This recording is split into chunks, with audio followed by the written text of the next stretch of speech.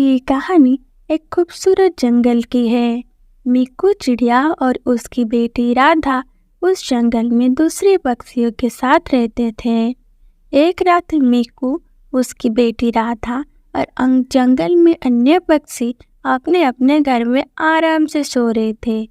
अचानक सारे आसमान में अंधेरा छा गया। बिजली की गड़गड़ाहट से सारा जंगल कांप उठा। हवाएं चलने लगी और अचानक भारी बारिश होने लगी। बारिश और हवा की आवाज़ से मिक्कू की नींद टूट गई और उसने अपनी बेटी राधा को बुलाने लगी। अरे बेटी राधा, उठ जा, बहुत तेज बारिश और हवाएं चल रही है, लग रहा है कोई बड़ी विपद आने वाली है। ये सुनकर राधा उठ जाती है। लेकिन माँ, हमारा तो नया घर है, कुछ दिन पहले ही बने थे, आप डर क्यों रही हो? बारिश में हमें कोई नुकसान नहीं होगा। अरे नहीं, मैंने ऐसा तूफान पहले कभी नहीं देखा, मुझे बहुत घबराहट हो रही है, जरूर कोई विपद आने वाली है। ऐसे वो दोनों बात कर रहे थे कि तभी उनका घर जोर जोर से हिलने लगा और थोड़ी देर बाद उनका घर पेड़ से गिर के टूट गया। माँ बेटी की किस्मत अच्छी थी, वो सही सलामत घर से बाहर निकल आए। अरे बेटी, आप ठीक तो हो ना?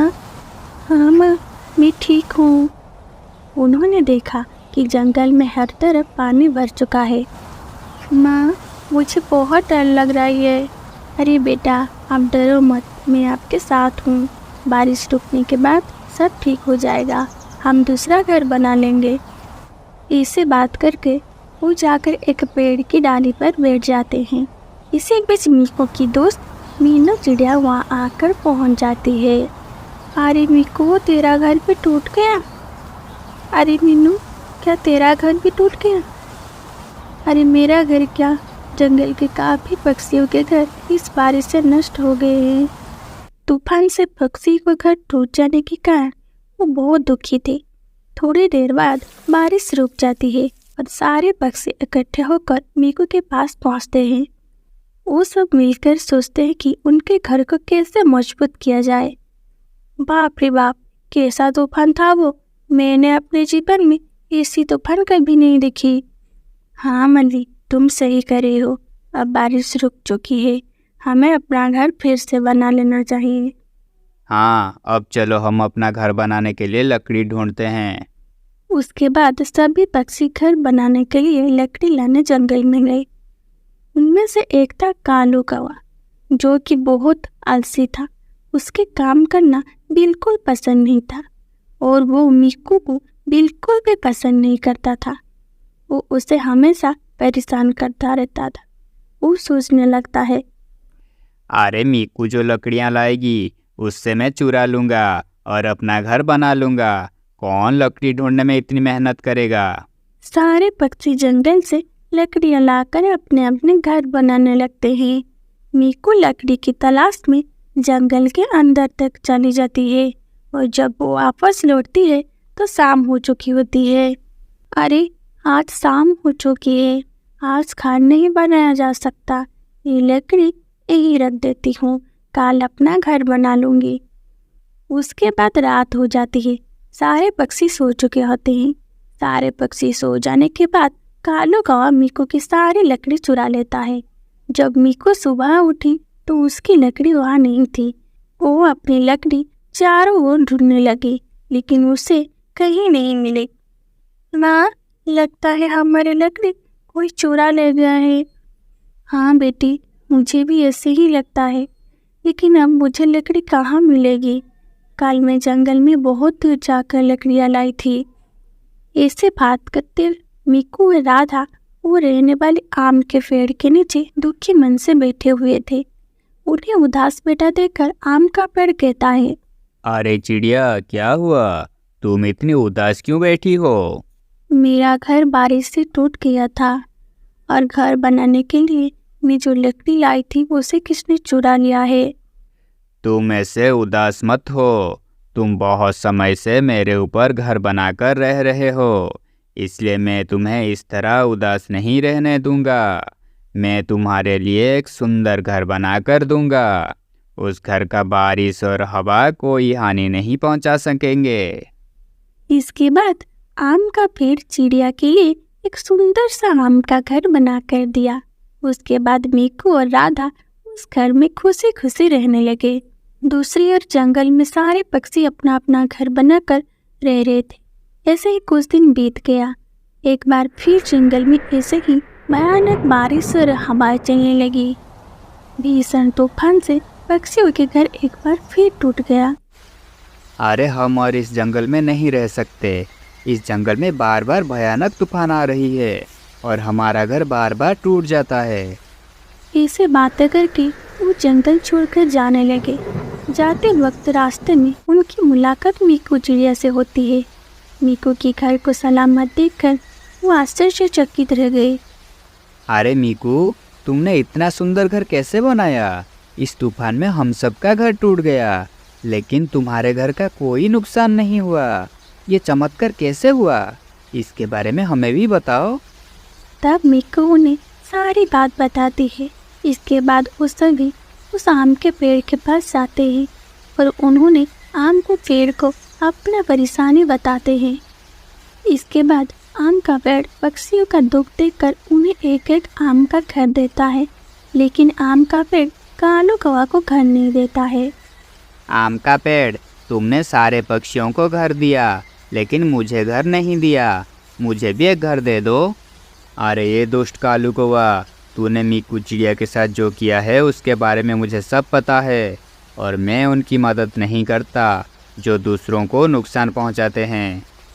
इसके बाद जंगल के सभी पक्षी आम के घर में खुशी खुशी रहने लगते हैं और उधर कालू कौवा बारिश में भीगता रहता है और अपनी गलती पर पश्चाताप कर रहा होता है। तो दोस्तों, इस कहानी से हमें ये सीख मिलती है कि अगर हम दूसरे को परेशानी में डालेंगे तो हमें परेशानी का सामना करना पड़ेगा। यानी एक खूबसूरत जंगल की है। उस जंगल के बीच में एक सुंदर आम का पेड़ है। उस आम के पेड़ की खासियत यही है कि उस पेड़ पर साल भर खूब मीठे मीठे आम लगे रहते हैं। जंगल के सारे पक्षी वो आम खाकर आराम से रहते थे। ऐसे ही एक दिन उस आम के पेड़ पर एक सुंदर आम लगा हुआ दिखाई दिया। अन्य आम की तुलना में ये आम बहुत बड़ा था। ये आम पीले रंग का था और बहुत चमकदार था। ये देखकर पेड़ पर मौजूद दूसरे आम ने उसे कहा, अरे बड़े आम, तुम हमसे इतने बड़े कैसे हो? ये कैसे संभव है? हमें भी बताओ। मैं इस पेड़ का जादुई आम हूँ। मुझमें बहुत ताकत है। एक ऋषि ने इस पेड़ को वरदान दिया था कि इसके जन्म से लेकर मृत्यु तक केवल एक बीज से ही दूसरा पेड़ बन सकता है। मैं वही बीज हूँ, लेकिन जो मुझे निस्वार्थ भाव से रोपेगा उसे एक सुंदर वृक्ष बन जाएगा, अन्यथा वो बर्बाद हो जाएगा। वो उसकी जन्म की कथा बताता है। उस जादुई आम की बातें सुनकर बाकी आम भी बहुत खुश होते हैं। हम सब बहुत खुश हैं। आज से तुम मेरी प्यारी बहन हो। वो इसी तरह बात कर रहे थे। इसी बीच दूसरे जंगल से एक कालू कौवा इस जंगल में आ रहा था।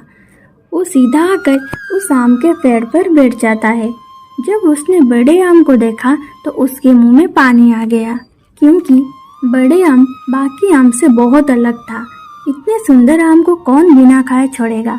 कालू कौवा बड़े आम को खाने जा रहा था कि बड़े आम ने उसे कहा, अरे कालू कौवा, आप वहीं रुक जाओ। आपको मुझे खाना सही नहीं होगा, क्योंकि मैं एक जादुई आम हूँ, लेकिन आप मेरे अलावा और कोई भी आम खा सकते हैं। ऐसा कैसे हो सकता है? मैं तो तुम्हें ही खाऊंगा। मैं एक जादुई आम हूँ। यदि आपको किसी चीज़ की आवश्यकता है तो आप मुझसे मांग सकते हैं, लेकिन मुझे मत खाना। ये सुनकर कालू कौवा बहुत खुश हुआ और सोचने लगा, मैं ये आम ना खाकर दूसरा आम खा सकता हूँ, लेकिन जादुई आम मुझे नहीं मिलेगा। ऐसा मौका हाथ से जाना नहीं चाहिए। क्या मैं जो कुछ भी मांगूंगा आप सचमुच मुझे दे सकते हो? यहाँ बहुत धूप है, क्या आप मुझे छाता दे सकते हो? वो मांगने के बाद जादुई आम एक छाता प्रकट कर देता है। ये देखकर कालू कौवा खुश हो जाता है। हे भगवान, गर्मी के मौसम है और नारियल पानी नहीं मिल रहा है। अगर नारियल पानी मिल जाता तो अच्छा होता। कालू कौवे की इतना कहते ही जादू आम ढेर सारे नारियल दे देता है। कालू कौवा खुशी से छाता लेकर नारियल पानी पीने लगता है। लेकिन अगर मुझे किसी और चीज़ की ज़रूरत होगी तो मैं आपसे मांग लूँगा और आपको वो मुझे देनी होगी। ठीक है कालू कौवा, तुम जो मांगोगे मैं तुम्हें दूंगी। कालू कौवा बहुत लालची था। उसने अपने शैतानी दिमाग में सोचा, मैं ऐसा मौका हाथ से नहीं जाने दूंगा। मुझे जादुई आम की मदद से ढेर सारा पैसा कमाना है, लेकिन मैं ये कैसे करूँगा? ऐसा सोचते हुए वो घर आ गया और घर पहुंचकर उसने सारी बात अपने पत्नी मल्ली को बताया।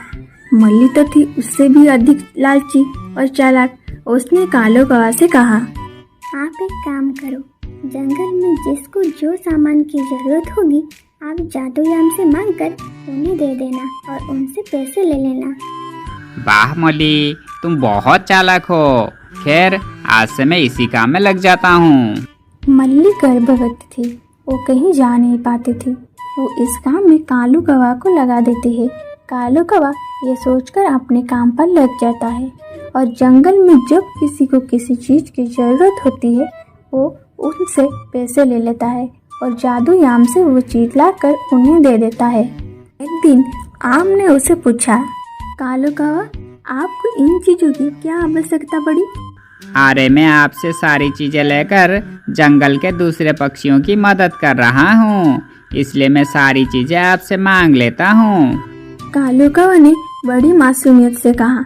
ये सुनकर जादुई आम बहुत खुश हुआ और कालू कौवा वहाँ से चला गया। ऐसे ही कुछ दिन बीत गया। बरसों से चला आ रहा ये छलावा बाकी आमों के कानों में पड़ा और उन्होंने जाकर बड़े आम को सारी बात बता दी। ये सुनकर बड़े आम को बहुत गुस्सा आया। एक दिन कालू कौवा जादुई आम से कुछ मांगने आया। आम ने गुस्से में कालू कौवा से कहा, कालू कौवा, तुमने जो मांगा मैंने तुम्हें दिया। मुझे लगा कि तुम जंगल में दूसरे की मदद कर रही हो, लेकिन मुझे नहीं पता था कि तुम मुझसे झूठ बोल रही हो और सबसे पैसे वसूल रही हो। अगर तुमने मुझे बताया होता कि तुम्हें पैसे के बदले क्या चाहिए तो वो मैं तुम्हारे मुंह पर मार देता, लेकिन तुमने ऐसा नहीं किया। अरे मुझे तो ये विचार ही नहीं आया। ये सुनकर जादुई आम को गुस्सा आ गया और उसने कालू कौवा को एक पिंजरे में कैद कर लिया। कालू कौवा को पिंजरे में कैद कर पेड़ के बीचों ही बीच लटका दिया। 3 दिन बीत गए। कालू कौवा मीठे आम से घेरा हुआ था। वो केवल उन्हें देख सकता था लेकिन खा नहीं सकता था। वो भूख से तड़प रहा था। आखिरकार उसे अपनी गलती का एहसास हुआ और उसने आम से माफी मांगा। मुझे माफ कर दो जादुई आम, मुझसे बहुत बड़ी गलती हो गई। मैंने लोगों की ज़रूरतों का फ़ायदा उठाया है। मैंने सीखा है कि पैसे कमाने के लिए दूसरों की ज़रूरतों का फ़ायदा उठाना अच्छी बात नहीं है। मुझे अपनी गलती का एहसास हुआ है। मैं ये गलती दूसरी बार नहीं करूँगा। कृपया मुझे माफ़ कर दो। आम को कालू कौवा पर दया आ गई और उसने पिंजरे का दरवाजा खोल दिया। तभी कालू कौवा ने उसे कहा, मैं जानता हूँ कि तुम एक जादुई बीज हो। जो कोई तुम्हें रोपेगा उससे एक विशाल आम का पेड़ उग जाएगा और अन्य जानवर और पक्षियों को खाना मिलेगा। मैं वैसा ही करूँगा और अपनी गलती सुधारूँगा।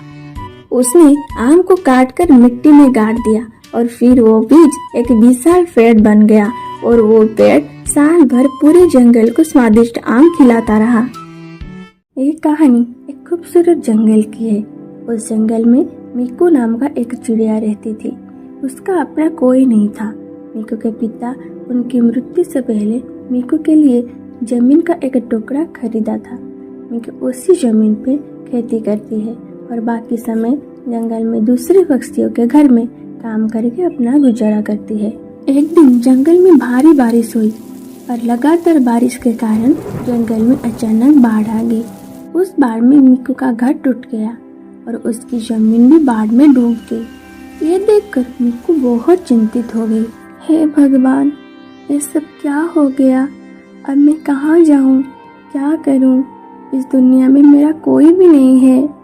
मीकू के खेत में पानी घुसने से सभी फसल नष्ट हो गई, लेकिन एक आम का पेड़ था। उस पेड़ को बाढ़ से कोई नुकसान नहीं हुआ था। मीकू की नज़र उस आम के पेड़ पर पड़ी। अरे, इस पेड़ को तो कुछ भी नहीं हुआ और इस पेड़ पर बहुत सारे आम लगे हुए हैं। मैं इन आमों को लेकर जंगल में बेचूंगी और जो पैसे मिलेगी उससे मैं अपना घर बनाऊंगी। मीकू आम के पेड़ से बहुत सारे आम तोड़ी और उन्हें जंगल में लेकर बेचने लगी और उसकी अच्छी बिक्री हुई। एक दिन एक छोटी सी चिड़िया मीकू के पास आई और बोली, दीदी दीदी, आप मुझे एक आम खाने दोगी? मुझे बहुत भूख लगी है। मीकू उस नन्ही सी चिड़िया को एक आम खिलाया और वो चिड़िया आम खाकर वहाँ से चली गई। कुछ दिन बीत गए और मीकू आम बेचकर बहुत सारे पैसे बचा ली थी, जिससे वो एक घर खरीद सकती थी। मीकू घर खरीदने के लिए पैसे लेकर जा रही थी कि तभी एक दुष्ट कौवा आकर उसके हाथ से पैसा छीन कर ले गया। मीकू उसे पकड़ने की बहुत कोशिश की, लेकिन आखिरकार उसने हार मानकर एक जगह पर बैठ गई और जोर जोर से रोने लगी। अरे, उस दुष्ट कौवे ने मेरा सारा पैसा ले लिया, अब मैं घर कैसे खरीदूंगी? तभी मीकू को रोता देख वो नन्ही सी चिड़िया उसके पास आई, जिसको मीकू ने आम खिलाया था। क्या हुआ दीदी? मीकू रोते हुए उस चिड़िया को पैसे चोरी होने की सारी बात कही। ये सुनने के बाद नन्ही सी चिड़िया एक जादुई परी में बदल गई और कहने लगी, मीकू, तुम एक बहुत अच्छी लड़की हो। तुम हमेशा गरीबों की मदद करते रहती हो। मैं यहाँ आम खाने आई थी। मैं हर फल वालों से आम मांगी, लेकिन किसी ने मुझे आम खाने की नहीं दिया।